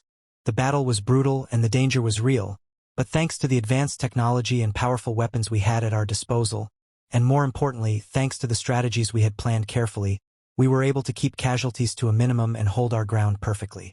Kael fought like a warrior born for battle. He led his fleets with courage and strength, charging into the thickest parts of the fight, never backing down, never slowing down. He moved with such power and speed that enemy ships didn't stand a chance against him. He protected our lines, broke through the enemy formations, and inspired every soldier under his command to fight with everything they had. Where the fighting was fiercest, where the danger was greatest, Kael was always there, standing at the front and leading the way. Cedric worked constantly, his mind racing as fast as his ships moved. He watched every movement, analyzed every change in the battle, and adjusted our plans instantly to counter every move the enemy made. He found their weak points, predicted their attacks before they happened, and guided our forces to strike exactly where it would hurt them the most. His intelligence and quick thinking kept us from making mistakes, and his strategies turned the tide of battle again and again. Even when the situation looked dangerous or difficult, he remained calm and focused, ensuring that we always stayed one step ahead. Lucius handled communication and coordination, making sure that every part of our army worked together perfectly. He kept the lines open, shared information instantly, and made sure that every ship, every group, and every commander knew exactly what they needed to do. He also fought alongside his troops, giving them encouragement and strength, and using his skills to outmaneuver and defeat the enemy wherever he went.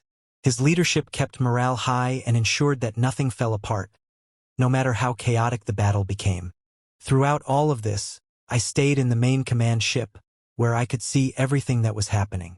I monitored the data, studied the positions, and gave orders that guided the whole battle.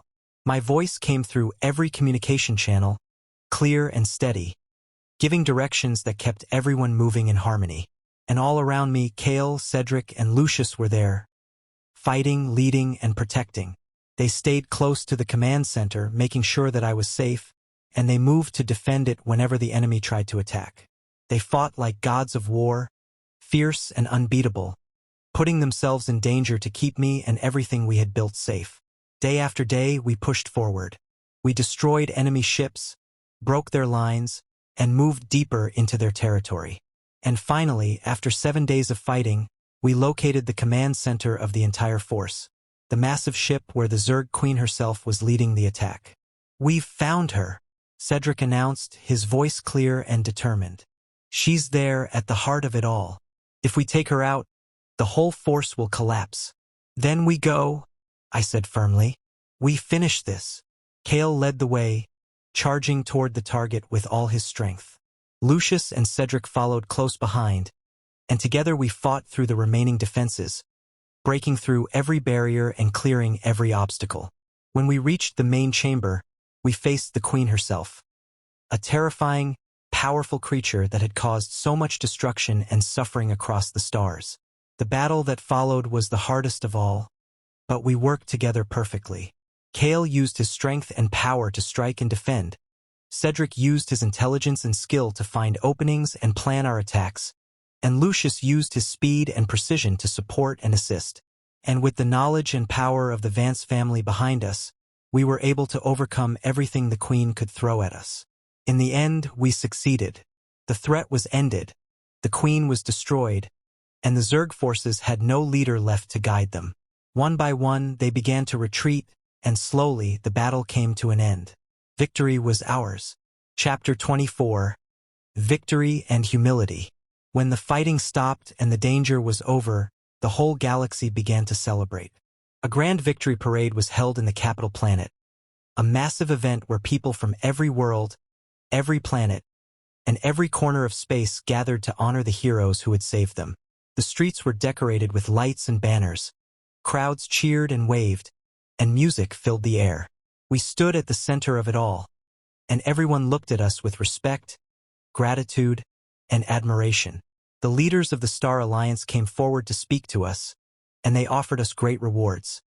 Vast areas of land, titles of honor, and amounts of wealth that could never be spent in a lifetime. They wanted to give us everything they had, as a way of saying thank you for saving them and for winning the war. But when they made their offers, I shook my head gently. "Thank you for your kindness," I said, speaking clearly so everyone could hear. "But we do not want these things. We do not need land, or titles, or endless wealth. What we did not do for reward or for honor. We did it because it was the right thing to do, and because we wanted to protect the people who live in these stars." I paused, looking out at all the faces gathered there, and I continued. "If you truly wish to thank us," I said, "then use these resources to help others.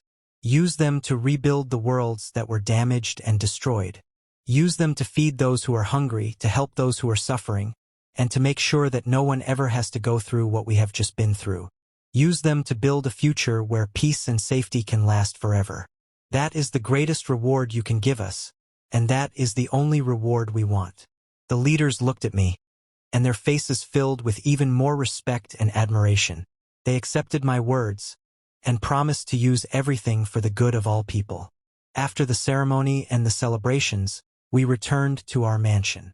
The fame and glory that had come to us meant very little now. All that mattered was that we were together, that we were safe and sound, and that peace had returned to the stars. We walked through the halls of our home, back to the quiet, comfortable life we loved. The excitement of the war was over, and everything felt calm and peaceful again. But even though everything was different now, even though I was no longer just a student, but the leader of a great lineage, and they were princes and commanders with great power and status, nothing had changed between us. When we were together, we were just the same as we had always been. I would give them orders, I would tease them, I would demand things, and they would obey me happily, smiling and doing everything I asked without question. They still looked at me with the same love, the same devotion, and the same respect that they had always felt. The titles and the power didn't matter to them. All that mattered was me. One evening, as we sat together in the garden, watching the sunset paint the sky in beautiful colors, Kael turned to me and smiled. "You know," he said, "even with all the power and everything we have now, this is still the best place to be. Right here with you." "Exactly," Lucius added, taking my hand gently in his. "We could have everything in the universe, but it would mean nothing if we weren't together. You are the most important thing in our lives, now and always." Cedric nodded, his eyes soft and warm. "We won the war, we saved the galaxy. But the greatest victory we ever had was winning your heart." I smiled at them, feeling that warm, happy feeling in my chest that I had grown to love so much. "Me too," I said softly. "I wouldn't trade any of this for anything in the world." Chapter 25. Confessions of Love. As days passed and life settled back into its peaceful rhythm, I found myself thinking about something that had been on my mind. Now that they knew who I was, now that they knew I was the heir to one of the most powerful lineages in the galaxy, with more power and status than almost anyone else in existence, I started to wonder, would they treat me differently now?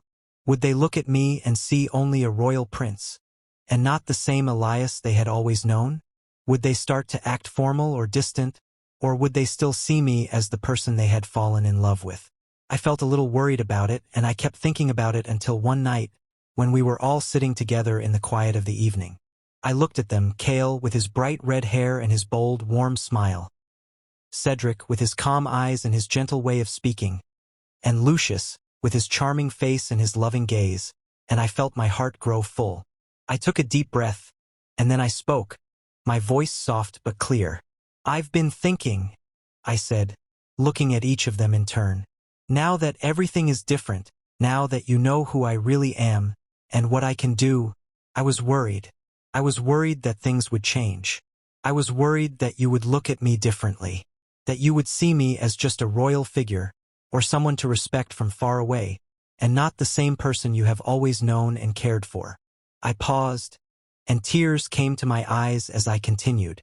"You know I'm spoiled," I said, smiling a little through my tears. "I'm sassy, and I'm difficult, And I probably drive you crazy sometimes. I give you orders, I tease you, I demand things. I'm not always easy to deal with. But I love you three. I really do. I can't imagine my life without any of you. And I was scared that because I'm more powerful now, or because I have a higher status, that things would be different between us. That you wouldn't want me the same way anymore. When I finished speaking, there was silence for a moment. Then they all moved closer to me, surrounding me with their warmth and their presence. And their faces were filled with so much love and sadness that my heart ached in the best way possible. Kael reached out and took my hand, holding it tightly but gently. Elias, how could you ever think that? Nothing has changed. Not really. We knew who you were before, even when you were hiding it. We knew how special you were, how amazing you are, and how much we love you. Lucius leaned in, his voice soft and sincere. You think we care about titles or power? We don't. All we care about is you. The you who is smart and funny and stubborn and kind. The you who orders us around and teases us and makes us feel like the luckiest people in the universe. That is the person we love. And that person is still here right in front of us. Nothing could ever change that. Cedric nodded, his eyes shining with love. We are yours, Elias. We belong to you, completely and forever. We don't care if you are a student or a prince, if you have little power or all the power in the world. You are the one we love. You are the one we want. And that will never change, no matter what happens. They looked at each other, and then they turned back to me, smiling helplessly, like they had been defeated by my sweetness and my honesty, and like they would do anything for me, no matter what. What else can we do? Kael asked, laughing softly and wiping away a tear that had fallen from my cheek. We are already yours. We love you too much to ever leave you, or ever change the way we feel. We will always be here, just like we have always been. And we will always love you, exactly as you are. Lucius nodded, pressing a gentle kiss to my forehead. You don't have to worry about anything. We are yours, forever. And we will love you, in every way, for all time. Cedric smiled, taking my other hand. You are everything to us. Nothing will ever change that. Never. I looked at them, and all my worries disappeared. I knew then that no matter what happened in the future, no matter what titles or power we gained or lost, nothing would ever come between us. We were bound together by something stronger than anything else in the universe. Love, trust, and a connection that would last forever. Chapter 26. Forever Yours. In the quiet privacy of our private chambers, after all the celebrations, the war, and the changes that had shaped our lives, we stood together at last, with no more titles, no more secrets, and no more barriers between us. Everything that had kept us apart or hidden was gone, and we were free to be exactly who we were, completely open and honest with each other. The room was soft and warm, filled with gentle light and the quiet comfort of being together. We had reached the end of our journey, but we knew that this was only the beginning of everything beautiful that was waiting for us.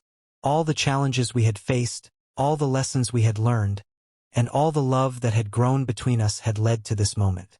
We moved close to one another, surrounded by the warmth and trust that had built up between us over time. There was no more formality, no more distance, and no more holding back. Every feeling, every thought, and every desire was laid bare, spoken aloud and shared freely. We spoke of everything, of how we had started as strangers, of how we had clashed and argued, of how prejudice had turned into fascination, and of how fascination had grown into deep, unshakable love.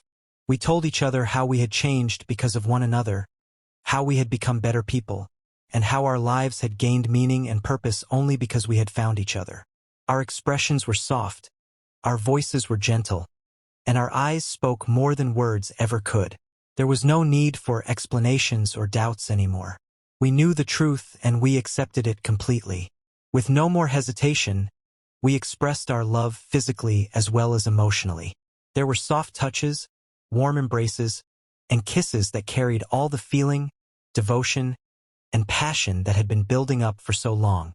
Every touch was careful and tender. Every kiss was full of meaning, and every moment was filled with the kind of closeness that comes only when two or more souls are bound together completely. We showed each other how much we cared, not just with words, but with every small action and every gentle movement. We reassured each other that we were safe, that we were loved, and that we would never be alone again. As we stood together, holding each other close, we made promises that would last for all time. We promised to support each other through every joy and every hardship, to listen to each other and to understand each other, and to always be there, no matter what happened in the future. We promised that our bond would never break, that our love would only grow stronger with every passing day, and that we would face anything the universe could throw at us together.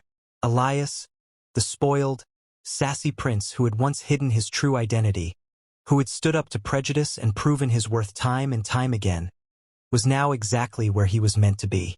He was loved, respected, and cherished completely, and he had found the three people who would stand by his side forever. Kael, the loud and powerful prince who had once been proud and arrogant, had found his place as someone who would give everything just to make Elias happy. Cedric, the calm and brilliant strategist who had once seemed distant and aloof, had found his heart's desire in loving and being loved.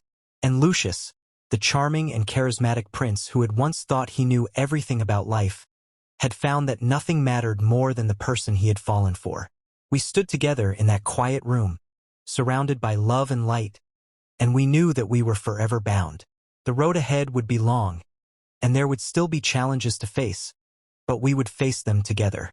We would walk side by side, holding hands, knowing that as long as we were together, we could overcome anything. And so, with hearts full of love and promises of forever, we closed this chapter of our lives and began the greatest adventure of all, living happily, completely, and forever as one.